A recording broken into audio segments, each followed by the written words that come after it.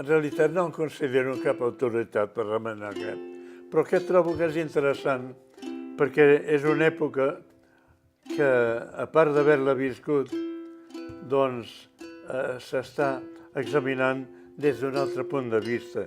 L'any 39, quan es va acabar la guerra, semblava que uns eren bons i els altres eren dolents. I no és exactament així. I aquí s'explica tot això, molt ben explicat, no? A casa, doncs, eren de les cebes, com en deien en aquella època, i llegíem els diaris en català, i bé, eren partidaris d'aquesta cosa. O sigui, no ha canviat res.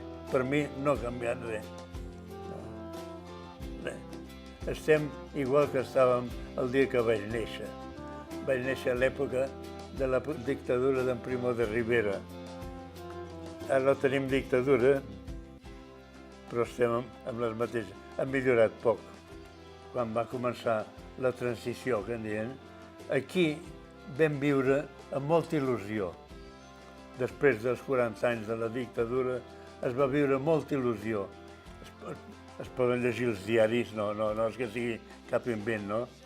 I mica en mica s'ha anat capgirant les coses i hem retrocedit moltíssim, amb la perspectiva que el retrocés encara serà molt més gran, no?